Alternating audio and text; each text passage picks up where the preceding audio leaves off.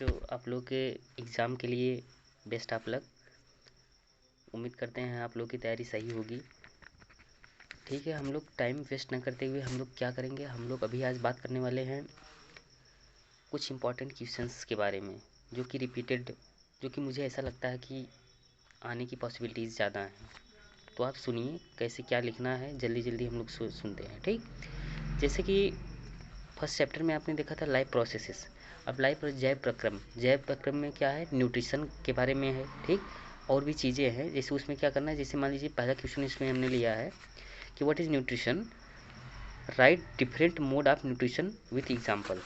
ठीक, ये पोषण क्या है और पोषण के सभी तरीकों को उदाहरण सहित स्पष्ट कीजिए। ठीक, इसमें आप क्या करेंगे, इसमें पोषण की डिफिनेशन देंगे, पोषण कितने टाइप के होते हैं, न्यूट्रिशन कितने टाइप के होते हैं, सबको मालूम, जितने 3 टाइप के हैं। इसमें आपने इसको देखेंगे, उसको फिर से अगर मालूम है उसको आप पढ़ के जाएंगे। ठीक, पोषण कितने प्रकार के होते हैं और उसके एग्जाम्पल्स लिखेंगे। ठीक, ये इसको हमने पहले लिया है। ठीक, उसके बाद हम देखते हैं कि अब इसी चैप्टर में हम लोग देखेंगे प्लांट से related what is photosynthesis, explain mechanism of photosynthesis in detail. प्रकाश संश्लेषण क्या है और प्रकाश संश्लेषण की क्रिया विधि को विस्तार से समझाइए। ठीक, इसमें आपको क्या करना है, प्रकाश संश्लेषण की डिफिनेशन लिखनी है, उसकी परिभाषा लिखनी है।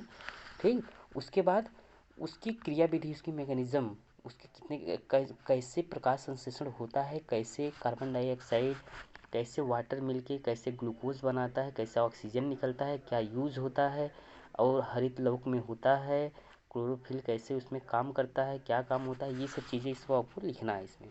ठीक, इसको आप पढ़ लेंगे सही से।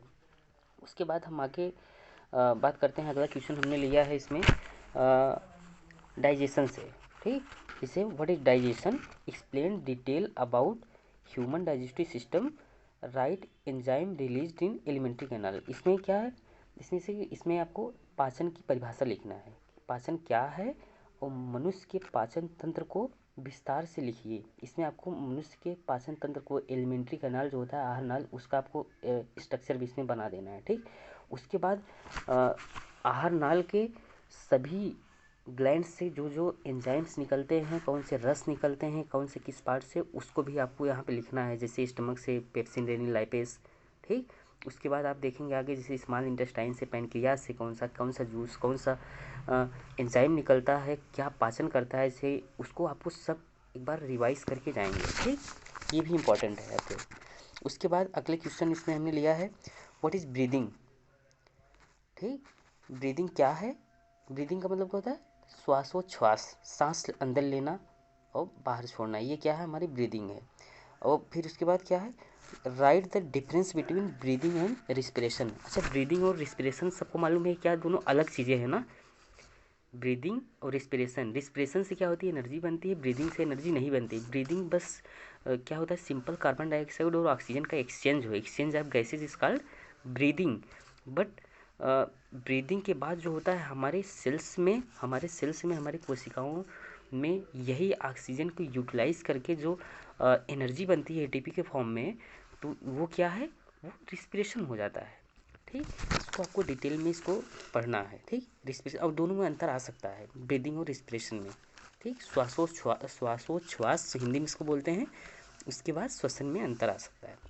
उसके बाद हमने इसी में अगला जो लिया है इंपॉर्टेंट क्वेश्चंस में, व्हाट इज रिस्पिरेशन, रिस्पिरेशन की परिभाषा लिखना है, right detail about aerobic respiration and anaerobic respiration.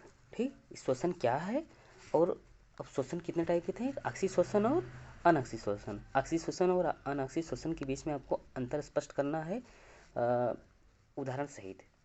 ठीक, उसमें कौन सी रिएक्शन क्या होती है। अनऑक्सी श्वसन में आपने, एनएरोबिक रिस्पिरेशन में आपने देखा ना, फर्मेंटेशन था, किण्वन उसमें हो रहा था ना, ईस्ट में हो रहा था, उसको आपको उसमें लिखना। ऑक्सी श्वसन जो होता है, ऑक्सी श्वसन आपको ऑक्सीजन इसमें यूज हो रहा था, उसको लिखना है बढ़िया से, उसको आप पढ़ के जाएंगे, ये ज़्यादा पॉसिबिलिटीज़ है आने की। ठीक, उसके बाद अगला क्वेश्चन हमने इसमें लिया है, draw a label diagram of human respiratory system, right the sequence of air passage during inhalation. मनुष्य के श्वसन तंत्र का सचित्र वर्णन कीजिए और अंतः श्वसन में वायु के मार्ग को समझाइए। मतलब जैसे कि हवा एयर कैसे अंदर जा रही, किस किस से रूट से होकर जा रही है, इसको इसमें आपको लिखना है। और श्वसन तंत्र का, मनुष्य के रेस्पिरेटरी सिस्टम का आपको इसमें स्ट्रक्चर बनाना है। यार इसमें ये देखिए आप लोग को, जैसे नोज़ हो गया, नोज़ से एयर अंदर जाती है ना, फेरिंग्स होता है, फिर उसके बाद क्या होता है, लैरिंग्स होता है, लैरिंग्स जिसको बोलते हैं स्वर यंत्र बोलते हैं ना, लैरिंग्स। उसके बाद क्या होता है, ट्रैकिया होता है, श्वास नली, श्वास नली से होके उसके बाद कहाँ हो जाता है, ब्रोंकाई से होते हुए आपके लंग्स में जाता है ना, फेफड़े में। इस रूट को आपको बढ़िया से इसको पढ़ के जाना है, मे भी ये आ सकता है, इम्पोर्टेंट है। उसके बाद अगला हमने इसमें आपको लिया है कि व्हाट इज़ ब्लड। ब्लड क्या है, ब्लड के बारे में आपको, ब्लड सबको मालूम है क्या है, यह एक तरल संयोजी ऊतक है, फ्लूइड कनेक्टिव टिश्यू। अब ब्लड के बारे में इसमें जितने कंपोनेंट होते हैं उसको आपको सबको इसमें डिटेल में पढ़ना है कि ब्लड क्या है। प्लाज्मा और प्लाज्मा से और ब्लड सेल्स से मिलके बना होता है ना, आरबीसी, डब्ल्यूबीसी, प्लेटलेट्स। इसके बारे में डिटेल्स आपको सबसे पढ़े जाना है। ये लॉन्ग टाइप में आपको पढ़ जाएंगे ना, छोटे छोटे क्वेश्चन आएंगे, उसको आप टिक कर लेंगे, आंसर आ जाएगा, ठीक है ना। उसके बाद ये क्या, what is blood, state the function of blood in our body. रक्त क्या है और इसका कार्य हमारे बॉडी में क्या है, इसका फंक्शन क्या है, इसको भी आपको पढ़ के जाएंगे। ब्लड का काम क्या है बताइए, हमें ये सर्कुलेशन करता है ना, हमारे पूरे बॉडी में चीज़ों को आदान प्रदान करता है। इसी के द्वारा क्या करता है, इसी के द्वारा कोई भी न्यूट्रिएंट्स, कोई भी चीज़ें होती हैं हमारे बॉडी में पहुँचाई जाती हैं ब्लड के द्वारा, है ना। इसको आप फंक्शन बढ़िया से पढ़ के जाएंगे। उसके बाद अगला इसमें हमने लिया है what is double circulation. Double circulation क्या है, दोहरा परिसंचरण, ठीक। लेबल डायग्राम ऑफ हार्ट, इसमें हार्ट का आपको जैसे स्ट्रक्चर इसमें बनाना है डायग्राम। और write the passage of blood flow in our body, ठीक। ब्लड जिसे आप देख, इसमें क्या बताना है आपको, हार्ट में, हृदय में कैसे ब्लड पंप करता है, कौन से चैम्बर्स होके कहाँ पे जाता है। जैसे दो लिंद होते हैं, दो निलय होते हैं ना, टू आर्किल और टू वेंट्रिकल।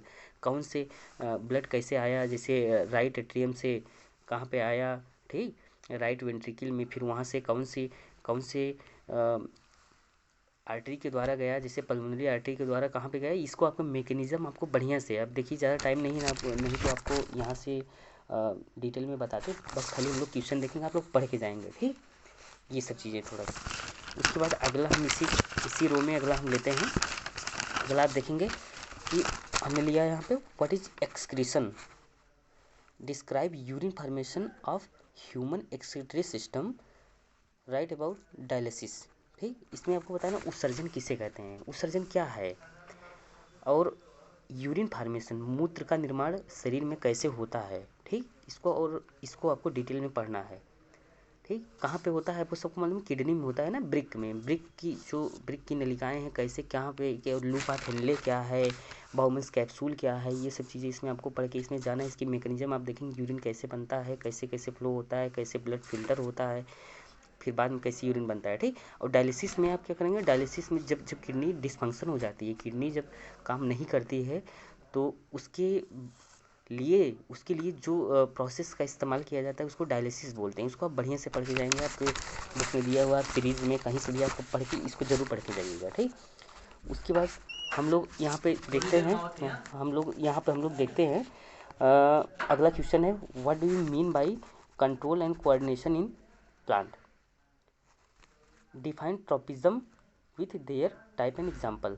इसमें आपको प्लांट मूवमेंट के बारे में हमें जानेंगे। मतलब कंट्रोल एंड कोऑर्डिनेशन मतलब होता है नियंत्रण और समन्वयन, हमारे बॉडी में नियंत्रण और समन्वयन कैसे होता है, इसको आपको बताना है। जैसे किसके द्वारा होता है, एक नर्वस सिस्टम होता है, एक हार्मोन्स के द्वारा होता है, तंत्रिका तंत्र होता है और एक हार्मोन होता है, ठीक। ये इसको बढ़िया से पढ़ के जाना है, ठीक, एग्जाम्पल सहित। ये इंपॉर्टेंट है, पॉसिबिलिटीज़ है आने की, इसलिए आप पढ़ के जाएंगे इसको। उसके बाद अगला क्वेश्चन इसी रो में हमने लिया है इस सीरीज में, what is phyto hormone. Phyto hormone मतलब प्लांट हार्मोन, पादप हार्मोन, पौधे का हार्मोन क्या है, ठीक। कितने टाइप के होते हैं, जैसे ऑक्सिन होता है, जिब्रेलिन होता है, साइटोकाइनिन होता है ना, एथिलीन होता है, और एब्सिसिक अम्ल, एब्सिसिक एसिड, ये 5 टाइप के होते हैं ना। इसको आपको क्या क्या फंक्शन है, कैसे वर्क करता है, कहाँ पाया जाता है, कैसे बनता है, इसको आप डिटेल में पढ़ के जाएंगे, ठीक ना। उसके कार्य के, उसके फंक्शंस जरूर पढ़ के जाएंगे, मे भी ये आ सकता है। उसके बाद इसी रूम में हमने अगला लिया है right detail about nervous system, what is the functional unit of nervous system, draw level diagram of neuron. इसमें आपको बताना है कि नर्वस सिस्टम क्या है, तंत्रिका तंत्र क्या है, ठीक, और तंत्रिका तंत्र की जो फंक्शनल यूनिट है उसको क्या कहते हैं, उसको उसको जो तंत्रिका तंत्र की फंक्शनल यूनिट जो होती है उसको क्या कहते हैं बताइए। जैसे न्यूरॉन होता है ना, न्यूरॉन, इसमें आप न्यूरॉन के बारे में आप उसका डायग्राम बनाएंगे। ठीक, वो क्या होता है, जैसे डेंड्रान होता है, एक्सॉन होता है, साइटॉन होता है, ये सब चीज़ें आपको ना बढ़िया से आपको ये मालूम होना चाहिए। क्या एक्सॉन, डेंड्राइट्स होते हैं। ठीक, यहाँ पे टीलोडेंड्रिया, कैसे ये सिनेप्स, कैसे यहाँ पे एक शुरू से लास्ट तक उसको कैसे क्या करता है, कैसे कोई भी सेंसेशन जाता है, इसको आप बढ़िया से इसे फंक्शंस को आप वहाँ पे पढ़ेंगे। ठीक है, बढ़िया से इसको पढ़ के जाएंगे, मे बी ये बिल्कुल आ सकता है, पूरी चांसेस हैं। नर्वस सिस्टम, इसको आप पढ़ के जाएंगे, न्यूरॉन के स्ट्रक्चर्स को। इसके बाद अगला अगला हमने इसी सीरीज में लिया है, what is reflex action. Reflex action क्या है, explain with help of example. Reflex action किससे कहते हैं बताइए, आपके बुक में इसी नर्वस सिस्टम चैप्टर में दिया है। रिफ्लेक्स एक्शन मतलब ये होता है कि जैसे कि हमें कहीं हमारे यहाँ घुटने के पास या कहीं भी अगर हमें तुरंत चोट लगती है या कोई मतलब ऐसा एक शॉक लगता है, तुरंत हमारा पैर या हाथ या क्या करता है, हट जाता है ना वहाँ से। और जैसे हमारा हाथ जैसे जल रहा है या कोई पिंच कर रहा है हाथ में कोई, तो हमें तुरंत कैसे मालूम चल जाता है, ये सब चीज़ें क्या है इसमें हम पढ़ेंगे। ठीक, इसको एग्जाम्पल दिया है, उसमें आप पढ़ेंगे रिफ्लेक्स एक्शन क्या है। इसमें एक्सपेरिमेंट भी है, जैसे पैवलोव का एक्सपेरिमेंट, उसमें आपको बुक में दिया है, इसको बढ़िया से पढ़ जाएंगे, मे बी ये भी आ सकता है। ठीक, और इसी में हमने अगला लिया इसी रूम में, write about endocrine glands and name the hormone secreted by glands. अंतःस्रावी ग्रंथियाँ क्या कौन कौन सी होती हैं, क्या होती हैं, और इससे कौन कौन से हार्मोन निकलते हैं। 4-5 ग्रंथियों के बारे में आप बढ़िया से पढ़ लेना, उसके बाद कौन कौन से हार्मोन निकलते हैं, इसका क्या काम होता है, इसकी कमी से क्या होगा, इस हार्मोन्स की अधिकता से क्या होगा, ये सब चीज़ें आप पढ़ के जाएंगे। ठीक, अब इसी सीरीज में हमने अगला लिया है, what is reproduction. Right the difference between sexual reproduction and asexual reproduction with their type and example. ठीक, इसमें आपको क्या करता है, इसमें बताना है कि प्रजनन किसे कहते हैं, प्रजनन कितने टाइप के होते हैं, सबको मालूम है, एक लिंगी जनन और एक अलिंगी, सेक्सुअल रिप्रोडक्शन और एसेक्सुअल रिप्रोडक्शन। इसकी एग्जाम्पल सहित आपको लिखना है। ठीक, इसको बताना है, ये आपकी डिफरेंस में भी पूछ सकता है कि सेक्सुअल रिप्रोडक्शन और एसेक्सुअल रिप्रोडक्शन में अंतर स्पष्ट कीजिए, डिफरेंस।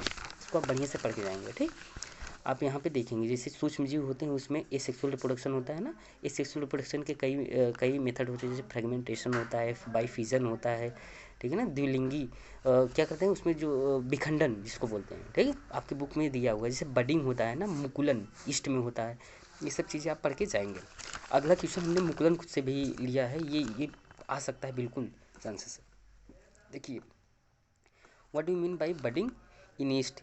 ईस्ट में मुकुलन से आप क्या समझते हैं। ठीक, with the help of label diagram आपको बताना है कि बडिंग में मतलब कोई भी ईस्ट होता है उसमें क्या होता है, उसमें एक छोटी सी बड बन जाती है, फिर वो बाद में थोड़े देर के बाद क्या होता है, वहाँ से जाके उसके बॉडी से सेपरेट हो जाती है, अलग हो जाती है, उसके बाद वो नई ईस्ट का निर्माण करती है। ये क्या है, लिंगी जनन हो गया। और लिंगी जनन क्या है, इसमें उसमें जो लिंगी जनन सेक्सुअल रिप्रोडक्शन होता है उसमें गैमेट्स का यूज होता है, इसमें गैमेट्स का यूज नहीं होता है। ठीक है, ये सब चीज़ें आप पढ़ के जाएंगे, ये भी बहुत इंपॉर्टेंट है ये बडिंग का।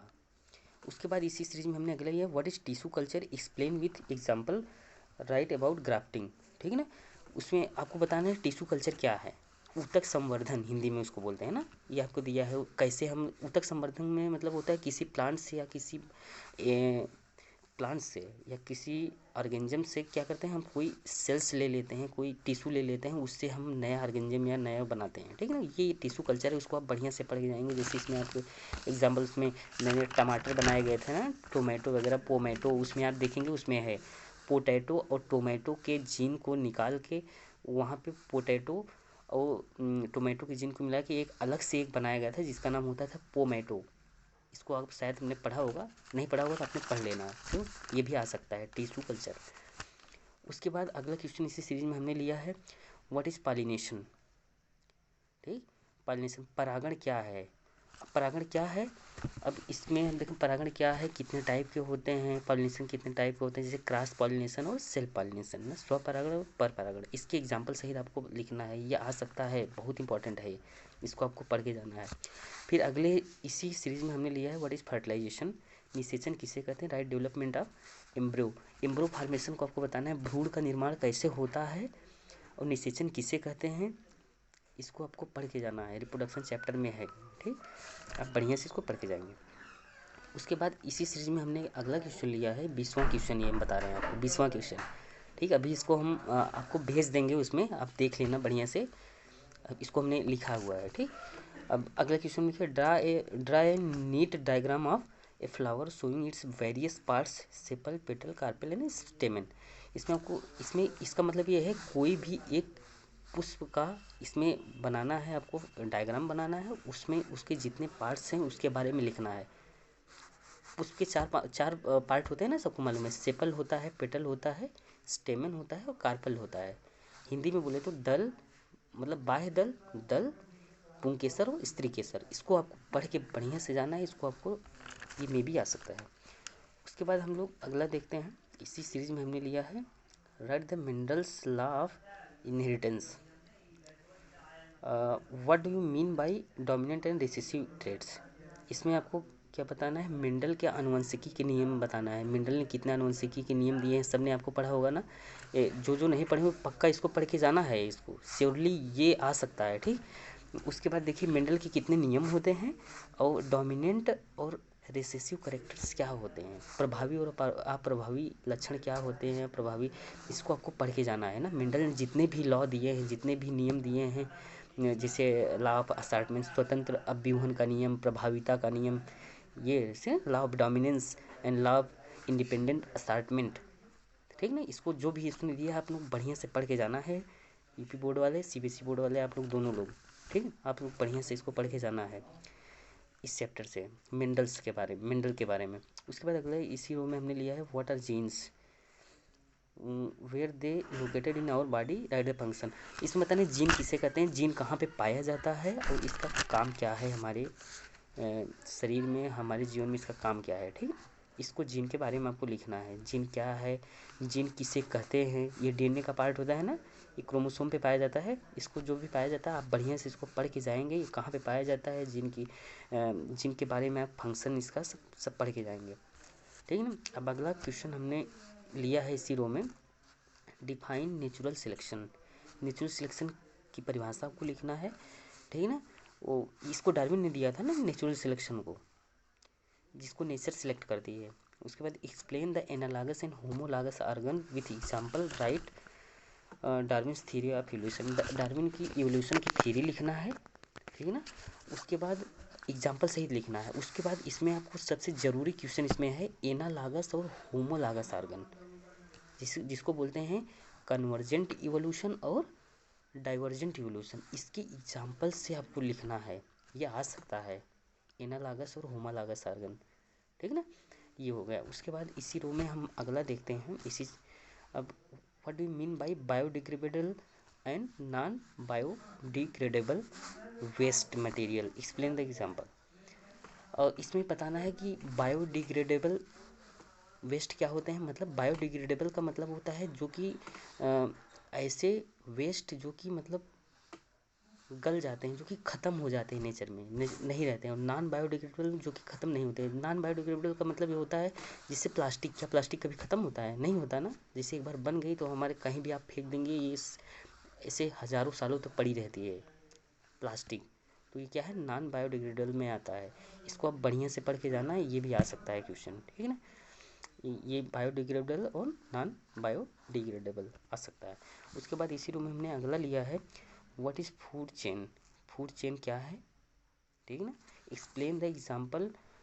खाद्य श्रृंखला, इसमें फूड चेन का मतलब होता है खाद्य श्रृंखला। खाद्य श्रृंखला का मतलब जैसे होता है कि जैसे पौधों को किसने खाया, मान लो पौधों को कोई ग्रासहॉपर ने खाया, ग्रासहॉपर को कोई मेढक ने खाया। ठीक है ना, मेढक को कोई उससे भी बड़ा जीव खाया, मान लो सांप खा गया ना, सांप को कोई गिद्ध खा गया। तो मतलब एक फूड चेन बनी ना, मतलब प्लांट से एनर्जी ट्रांसफ़र होते होते जो लास्ट में गई कहाँ पे, गिद्ध तक गई ना। तो इसमें कई ट्रॉपिक लेवल हैं, इसको बोलते हैं ट्रॉपिक लेवल। इस चैप्टर में आपको बढ़िया से पढ़ के जाना है। फूड चेन और फूड वेब से, खाद्य श्रृंखला से क्वेश्चन आ सकता है।